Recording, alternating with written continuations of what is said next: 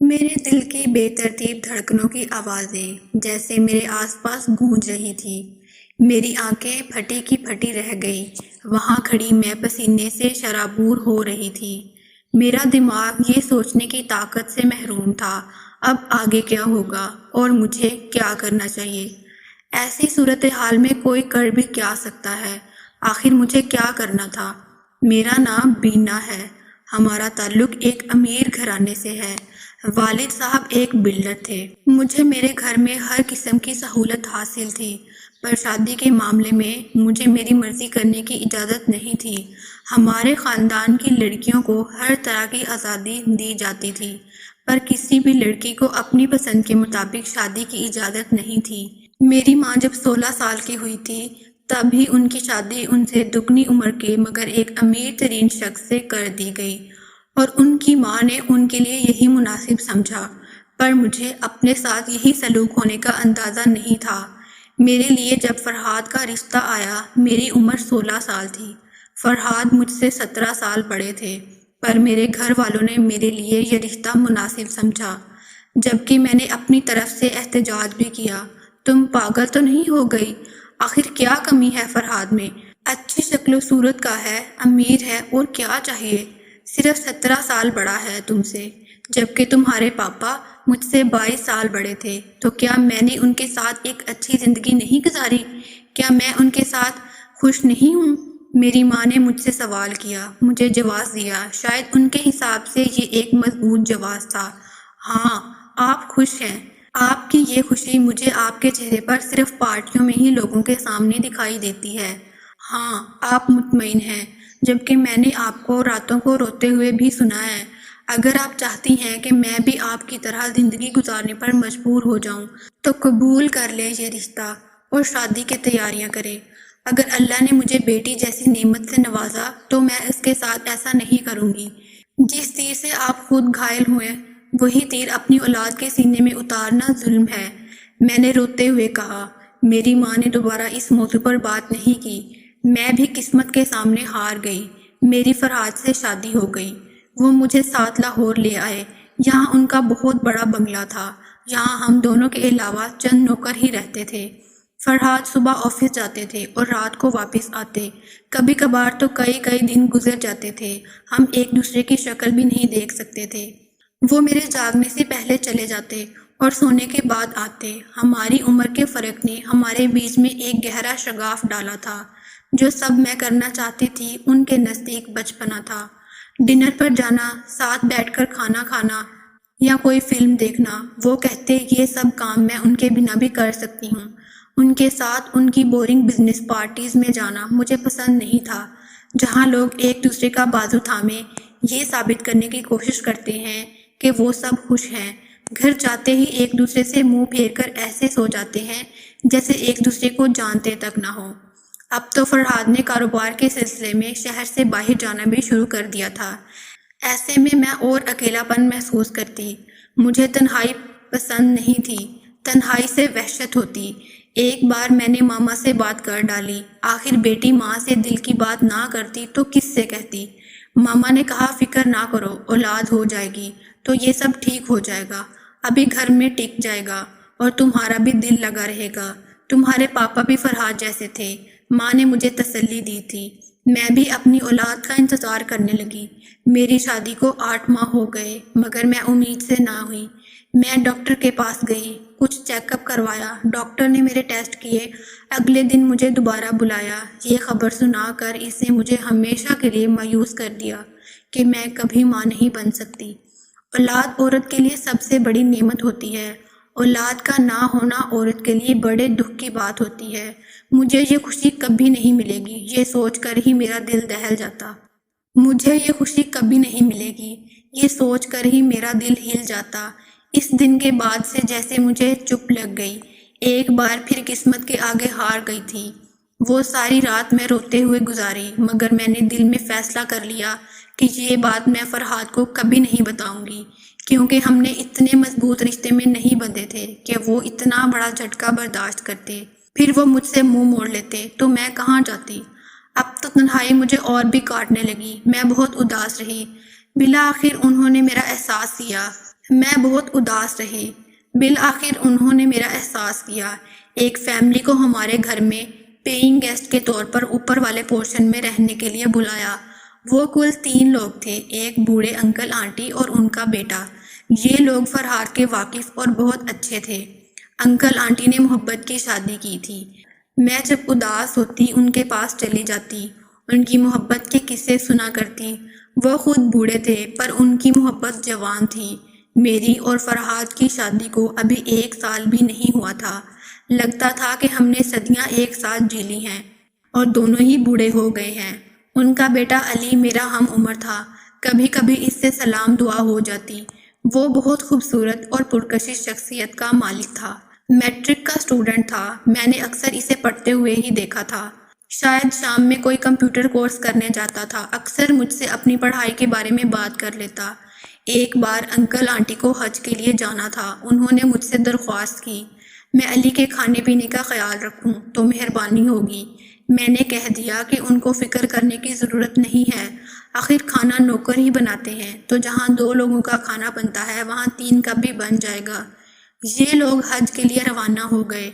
اگلے ہی دن فرحاد بھی کام کے سلسلے میں 15 دن کے لیے کراچی چلے گئے۔ اب گھر میں زیادہ تر میں اور علی ہوتے۔ ایک شام شاید وہ کمپیوٹر اکیڈمی سے واپس آیا۔ میں ہال میں بیٹھی چائے پی رہی تھی۔ اس نے مجھے سلام کیا۔ میں نے اسے چائے پینے کی آفر کی۔ وہ میرے ساتھ ہی بیٹھ گیا۔ شکریہ۔ چائے کی بہت طلب ہو رہی تھی۔ خود سے چائے بنا کر پینا اچھا نہیں لگتا۔ میں نے اس سے کہا بتا دیا کریں میں آپ کے لیے چائے بھجوا دوں گی۔ کہنے لگا دراصل مجھے اکیلے بیٹھ کر چائے پینے سے کوفت ہوتی ہے۔ مجھے امید نہیں کہ آپ یہ کہیں کہ میں آپ کے ساتھ بیٹھ کر چائے پی لیا کروں۔ علی نے خود ہی اپنی بات کہی اور ہنسنے لگا، مگر میں خاموش ہی رہی۔ کہنے لگا آپ میرے ساتھ بیٹھ کر چائے پی لیا کریں، مجھے ویسے بھی الجھن ہوتی ہے۔ کہتے ہیں کہ 2 ایک جیسے لوگ بہت جلد ایک دوسرے کے دوست بن جاتے ہیں۔ کچھ دن میں نے یہ جان لیا کہ علی بالکل میرے جیسا ہے، شاید اس لیے کہ ہماری عمر ایک جتنی تھی۔ وہ بہت ہی ہنسمکھ قسم کا انسان تھا۔ بات بات پر مذاق کرنا اسے خوب آتا ہے۔ ہمارے شوق سب ملتا تھا۔ روز چائے کی ٹیبل پر ہم خوب باتیں کرتے۔ ہم نے اس موضوع پر بھی بات کی کہ میری شادی ماں باپ کی مرضی سے ہوئی۔ فرحاد مجھ سے مختلف انسان ہے۔ کہنے لگا میں تو آپ کو دیکھتے ہی سمجھ گیا تھا کہ آپ ان کے ساتھ خوش نہیں ہیں۔ معاف کیجیے گا وہ مجھ سے آپ کا تعارف نہیں کرواتے تو میں یہی سمجھا تھا کہ آپ تو ان کی بہن یا بیٹی ہیں۔ یہ بات کر کے علی بے ساختہ ہنس پڑا۔ جب اس نے دیکھا کہ میں سنجیدہ ہوں تو فوراً اپنی مسکراہٹ پر قابو پانے لگا۔ کہنے لگا یہ آپ کا ذاتی معاملہ ہے، مجھے صرف اتنا پتا ہے کہ یہ زندگی غلط فیصلوں کی نظر کرنے کے لیے بہت چھوٹی ہے، پھر اپنی پسند سے شادی کرنا کوئی گناہ نہیں۔ میں تو حیران ہوتا ہوں کہ لوگ ایسے کیوں جینا پسند کرتے ہیں۔ جس انسان کو وہ پسند ہی نہیں کرتے خود کو کیوں اس کے حوالے کر دیتے ہیں۔ میں ماں باپ کو دیکھتا ہوں وہ ایک ساتھ کتنے خوش ہیں۔ اگر آج سے 25 سال پہلے اپنے دل کی نہ سنی ہوتی تو آج ساتھ نہ ہوتے، نہ ہی خوش ہوتے، پر خوش ہے نا کیونکہ انہوں نے سٹینڈ لیا۔ جو لوگ ایسا نہیں کرتے شاید بزدل ہوتے ہیں، اتنے بزدل کہ اپنے لیے لڑنا بھی نہیں چاہتے ہیں۔ علی تو چلا گیا مگر اس کی باتیں رات بھر میرے دماغ میں گھومتی رہیں۔ وہ کوئی اتنی بڑی گہری بات کر گیا تھا کہ میں حیران تھی۔ اگلے دن میں نے ایک فیصلہ کر لیا۔ میں نے سوچا کہ میں علی کی طرف پیش قدمی کروں۔ اگر اس نے میرا ہاتھ جھٹک دیا تو میں اپنی زندگی اور حالات کو قبول کر لوں گی۔ اگر اس نے بھی جواباً میری طرف پیش قدمی کی تو میں اپنے لیے یہ قدم اٹھاؤں گی کیونکہ میں بزدل نہیں ہوں۔ ہم دونوں روز کی طرح بیٹھ کر چائے پی رہے تھے۔ آج میں علی سے قدرے قریب ہی صوفے پر بیٹھی تھی، جبکہ میں اس کے ساتھ نہیں بیٹھا کرتی تھی۔ اس نے بھی یہ بات نوٹ نہیں کی کیونکہ شاید اس کے دل میں وہ جذبات نہیں تھے جو میرے دل میں تھے۔ مجھے اپنے کیے پر شرمندگی ہوئی۔ ایک دن چائے پیتے ہوئے میں نے اسے چینی دان تھمایا۔ میرا ہاتھ اس کے ہاتھ پر لگ گیا۔ اس نے اس بار بھی مجھے نوٹ نہیں کیا، جبکہ میں جان بوجھ کر اسے اپنی طرف راغب کر رہی تھی۔ ایک دن میں بڑے عجیب سے احساس کے زیر اثر تھی۔ ہم ساتھ بیٹھ کر چائے پی رہے تھے کہ اچانک بات کرتے ہوئے میں نے علی کے ہاتھ پر اپنا ہاتھ رکھ دیا۔ اگلے ہی پل وہ مجھ سے اٹھ کر دور ہو گیا۔ یہ کیا کر رہی ہیں آپ مسز فرحاد؟ پچھلے چند دنوں سے آپ کیا کرنے کی کوشش کر رہی ہیں؟ آپ ہوش میں تو ہیں؟ آپ نے مجھے کس قسم کا انسان سمجھ لیا؟ آپ کو پتہ ہے کہ آپ کیا کر رہی ہیں؟ علی فوراً بفر گیا اور میں تو شرم سے پانی پانی ہو گئی۔ میں نے سر جھکا لیا، پھر اچانک مجھے علی کے ہنسنے کی آواز آئی۔ میں نے سر اٹھا کر اسے دیکھا۔ میں بہت حیران ہوئی۔ اس نے میری طرف ہاتھ بڑھایا، کہنے لگا، مجھے لگا تھا تم کبھی میری طرف نہیں بڑھو گی۔ وہ اتنی محبت سے بولا کہ میری آنکھوں سے خوشی کے آنسو چھلک پڑے۔ کہتے ہیں نا، محبت اندھی ہوتی ہے، پر گناہ نہ صرف اندھا ہے بلکہ بہرا بھی ہوتا ہے۔ اسے نہ کچھ سنائی دیتا ہے نہ دکھائی دیتا ہے۔ ہمارے ساتھ بھی یہی ہو رہا تھا۔ ہم اپنے علاوہ ساری دنیا کو بھول چکے تھے۔ رات ہوتے ہی نوکروں سے نظر بچا کر میں علی کے کمرے میں جاتی۔ ہم باتیں کرتے، ہنستے اور چھپ کر گھر سے نکل جاتے۔ مجھے فرحات کی کوئی فکر نہیں تھی۔ آخر انہوں نے آج تک مجھے دیا ہی کیا تھا؟ ہم دونوں ایک دوسرے سے اپنی محبت کا اظہار کر کے ایک دوسرے کے ہو گئے۔ میں نے فیصلہ کر لیا، مجھے علی کے ساتھ ہی رہنا ہے۔ میں نے بہت جلد فرحات کو اس بارے میں بتانا تھا۔ علی کو بھی بتایا کہ مجھے اپنی مرضی سے جینے کا حق ہے۔ تم میری محبت ہو، بس تمہیں میرا ساتھ دینا ہوگا۔ علی نے کہا، میں ہمیشہ تمہارے ساتھ ہوں۔ میں نے ایک تمہارے لیے خوبصورت تحفہ پلان کیا ہے۔ کل شام تم میرے گھر آنا۔ ٹھیک آدھے گھنٹے بعد تم میرے کمرے میں چلی آنا۔ مجھے یقین ہے یہ تمہاری زندگی کا سب سے بڑا تحفہ ہوگا جسے تم کبھی بھول نہیں سکو گی۔ علی کی بات سے میں خوش ہو گئی۔ اگلے دن علی گھر آیا۔ ایک آدھے گھنٹے بعد میں علی کے کمرے میں گئی۔ میں بہت اچھے طریقے سے تیار ہوئی تھی۔ میں جب اندر گئی تو علی ٹی وی کے سامنے کھڑا تھا، مجھے محبت بھری نگاہوں سے دیکھ رہا تھا۔ کہنے لگا، اپنی آنکھیں بند کرو اور جب تک میں نہ کہوں آنکھیں نہ کھولنا۔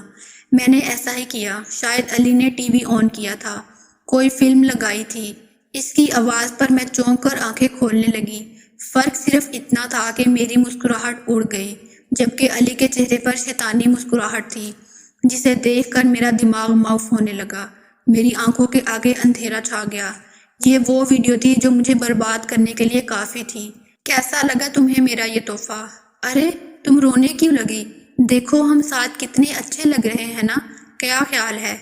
یہ ویڈیو تو طوفان ہے، وہ طوفان جو تمہاری زندگی برباد کر دے گی۔ علی، تم نے میری ویڈیو بنائی تھی، تم مجھ سے محبت نہیں کرتے۔ کہنے لگا، میری بات غور سے سنو۔ اگر تم چاہتی ہو کہ میں تمہاری یہ ویڈیو تمہارے شوہر کو نہ دکھاؤں تو ہر ماہ مجھے منہ مانگی رقم دینا، اور اس کے علاوہ تم بھی روز میرے کمرے میں آؤ گی جیسے اب تک آ رہی ہو۔ اب میں تم سے یہ نہیں پوچھوں گا کہ تمہیں یہ سب منظور ہے یا نہیں۔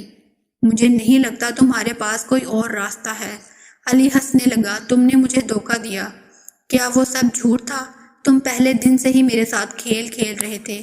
میں بمشکل اتنا بولی، ہاں اور کیا، ہم جیسے لوگ مرتے ہیں ایسی آسائشوں کے لیے جن میں رہ کر بھی تم خوش نہیں ہو۔ تم تو میرے ہاتھ آئی سونے کی چڑیا ہو۔ محبت کیا ہے؟ اس سے ہم جیسوں کو کیا فرق پڑتا ہے؟ ہمیں تو اپنی ضرورتیں اور خواب پورے کرنے ہیں۔ آج سے تم وہی کرو گی جو میں تمہیں کہوں گا۔ میری زندگی علی کی غلام بن گئی۔ ہر ماہ مجھ سے لاکھوں روپے بھی لیتا اور مجھے گناہ پر بھی مجبور کرتا۔ وقت کے ساتھ مجھے پتہ چلا کہ وہ بوڑھے انکل علی کے ماں باپ نہیں تھے، بلکہ اس کھیل میں اس کے مددگار تھے۔ وہ کسی بینک میں نوکری نہیں کرتا تھا۔ جب فرحات گھر آتے تو علی ایسے پیش آتا جیسے اس نے کبھی مجھ سے بات ہی نہیں کی ہو۔ ان کے جاتے ہی وہ اپنا اصلی رنگ دکھاتا۔ یوں ہی 6 ماہ گزر گئے۔ مجھے اپنے وجود سے نفرت ہو گئی۔ اس سے بہتر تو میری پہلے والی زندگی تھی۔ میں خود سے نظریں ملانے کے قابل بھی نہیں رہی۔ کیا یہ سب یوں ہی چلتا رہنا تھا؟ کون تھا جس نے یہ سب روکنا تھا؟ کبھی سوچتی کہ اپنی جان دے دوں، کبھی سوچتی کہ فرحات کو سب کچھ بتا دوں۔ ایک بار اپنی ماں کو سب کچھ بتانے کا سوچا اور میری ہمت نہ ہوئی۔ بالآخر میں نے اپنے شوہر کو سب کچھ بتا دیا۔ میں نے کہا، مجھے معاف کر دیں، میں بہک گئی تھی۔ میرے نفس نے مجھے اپنا غلام بنا لیا تھا۔ مجھے صرف محبت چاہیے تھی، توجہ چاہیے تھی، آپ کا وقت چاہیے تھا جو کبھی نہیں ملا۔ میں نے آپ سے ایک اور جھوٹ بھی بولا کہ میں کبھی ماں نہیں بن سکتی۔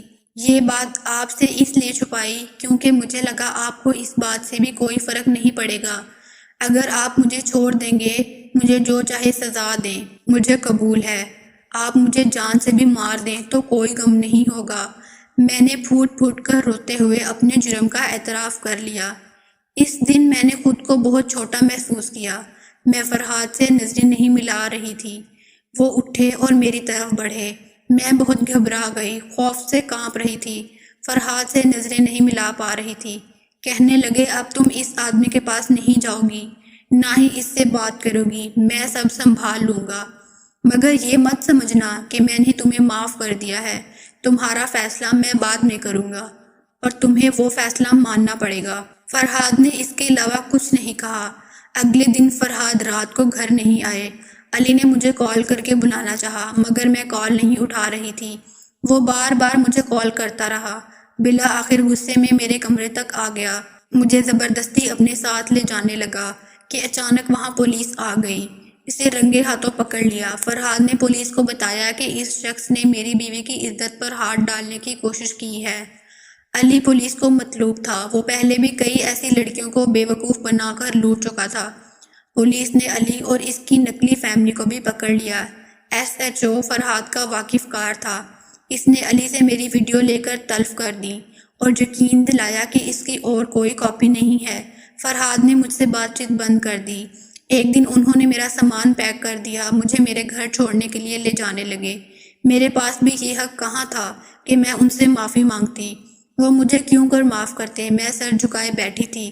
تم سے بہت بڑی غلطی ہوئی۔ غلطی نہیں، گناہ کیا ہے تم نے، پر اس میں میری غلطی بھی تھی کہ میں نے تم پر توجہ نہیں دی۔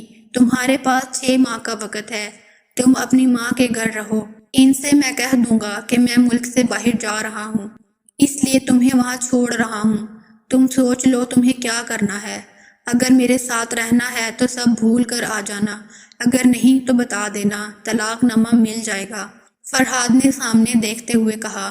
میں نے کہا، میں اس قابل نہیں ہوں۔ فرحاد، خود کو معاف کرنے کی کوشش کرو۔ جب تک تم خود کو معاف نہیں کرو گی، کوئی بھی تمہیں معاف نہیں کرے گا۔ میرے پاس تمہیں دینے کے لیے یہ آخری موقع ہے۔ فرحاد مجھے اپنی ماں کے گھر چھوڑ کر خود وہاں سے چلے گئے۔ 6 ماہ بعد میں اپنے گھر چلی آئی۔ تب سے آج تک فرحاد نے کبھی اس کا ذکر تک نہیں کیا۔ میں نے فرحاد کو کتنا غلط سمجھا، پر وہ کتنے اچھے انسان تھے۔ نفس کے راستوں پر صرف بربادی ہی آپ کی منتظر ہے۔ پاک رشتے جیسے بھی ہوں، وہ آپ کے لیے ٹھیک ہوتے ہیں۔ آج میں اپنے شوہر کے ساتھ بہت خوش ہوں۔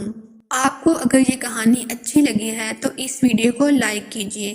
اس طرح کی مزید کہانیاں سننے کے لیے ہمارے چینل کو ضرور سبسکرائب کیجیے۔ کہانی سننے کا شکریہ۔ آپ سے ملاقات ہوگی اگلی ویڈیو میں۔ تب تک کے لیے اللہ حافظ۔